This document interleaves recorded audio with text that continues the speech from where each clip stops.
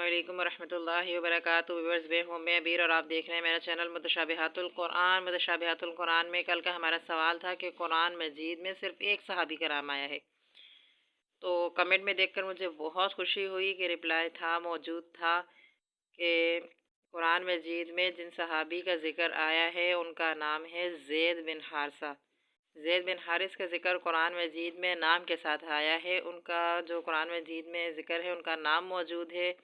اور کمنٹس میں چاہے ایک کمنٹ ہو، دو ہو، مجھے دیکھ کے یہ چیز بہت خوشی ہوتی ہے، کیونکہ اکثریت تعداد جب میں یہ کام کر رہی ہوتی ہوں تو مجھے یہ کہہ رہے ہوتے ہیں کہ آپ اپنا وقت ضائع کر رہی ہیں، اور جو ہے وہ لوگ اس چیز کو نہیں دیکھتے ہیں۔ نیٹ پہ تو یہ چیز چلتی ہی نہیں ہے، قرآن اور احادیث سے دنیا بہت دور ہے۔ نیٹ پر صرف اور صرف جو چیز دیکھی جاتی ہے وہ گانے وغیرہ دیکھے جاتے ہیں یا مزید الگ قسم کی ویڈیوز دیکھی جاتی ہیں، لیکن اسلام اور دین کے حوالے سے اگر آپ کوئی چیز بتا رہی ہیں تو آپ اور طریقے سے بتائیں، لوگوں کو قرآن پڑھائیں، لیکن یہاں اپنا وقت ضائع نہ کریں۔ لیکن میں سمجھتی ہوں کہ نہیں، جب دروازہ بجایا جائے، دستک دی جائے تو ایک نہ ایک دن ضرور کھلتا ہے۔ اور آپ لوگوں کا ایک کمنٹ بھی دیکھ کر مجھے بے حد خوشی ہوتی ہے کہ اللہ رب العالمین کے حکم سے جو محنت ہے ہماری، جو قرآن مجید کے بارے میں معلومات دے رہی ہوتی ہوں، آپ لوگوں کو بتا رہی ہوتی ہوں کہ قرآن مجید کی یہ معلومات ہیں، قرآن مجید کے حوالے سے یہ نئی معلومات ہیں یا یہ اب آپ نے سیکھنا ہے، تو آپ لوگ اس کو دیکھ رہے ہوتے ہیں، ویوز کر رہے ہوتے ہیں، اس کو لائک کیا جا رہا ہوتا ہے، تو مجھے اس چیز کو دیکھ کے بہت خوشی ہو رہی ہوتی ہے کہ آج کل کے اس دور میں اگر ایک بندہ بھی قرآن کی معلومات سیکھ لینا تو میں سمجھتی ہوں کہ یہ ہمارے لیے بہت بڑا اثاثہ ہے، اجر ہے بہت بڑا، دنیا اور آخرت میں اس کی بہت ساری بھلائیاں ہیں کہ ہمارا کام صرف اور صرف امر بالمعروف ہے، نہی عن المنکر ہے۔ جو قومیں امر بالمعروف اور نہی عن المنکر نہیں کرتی ہیں، نیکی کا حکم نہیں دیتی، برائیوں سے نہیں روکتی، تو وہ تباہ اور برباد کر دی جاتی ہیں۔